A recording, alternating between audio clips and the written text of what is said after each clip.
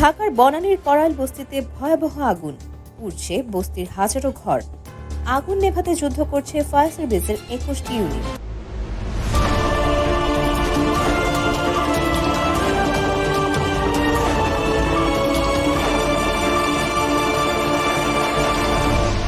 Channel CB. Aku jawab tasik nak. Tujuh aku jawab tasik nak go. Kau tu tasik nak. স্বাগতম CB নিউজে। রাত বাড়ার সাথে সাথে ঢাকার আকাশ ঢেকেছে ঘন কালো ধোঁয়ায়। বনানীর করাইল বস্তিতে এক ভয়াবহ অগ্নিকাণ্ড ঘটেছে। মঙ্গলবার বিকেল 5:22 ফায়ার সার্ভিস কন্ট্রোল রুমে প্রথম আগুনের খবর পৌঁছায়। খবর পাওয়ার সাথে সাথে ফায়ার সার্ভিসের 7টি ইউনিট ঘটনাস্থলে ছুটে যায়।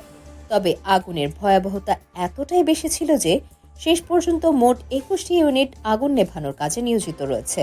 এ বিষয়ে ফায়ার সার্ভিস ও সিভিল ডিফেন্স কন্ট্রোল রুমের ডিউটি অফিসার রাশেদ বিন খালিদ জানান, খবর পাওয়ার পর দ্রুত আমরা ইউনিট পাঠাই, কিন্তু আগুনের তীব্রতা বেশি হয় পর্যায়ক্রমে আরও ইউনিট বাড়ানো হয়েছে।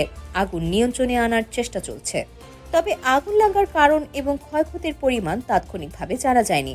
ধারণা করা হচ্ছে যেহেতু এটি একটি ঘনবসতিপূর্ণ বস্তি এলাকা, তাই ক্ষয়ক্ষতির পরিমাণ অনেক বেশি হতে পারে। আগুন সম্পূর্ণ নিয়ন্ত্রণে এলে ক্ষয়ক্ষতির সঠিক তথ্য জানা যাবে। এ বিষয়ে আমরা প্রতি মুহূর্তে আপনাদের সর্বশেষ আপডেট দিতে থাকব।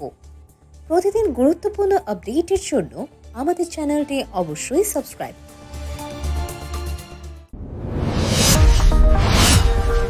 Subscribe now for daily news and updates.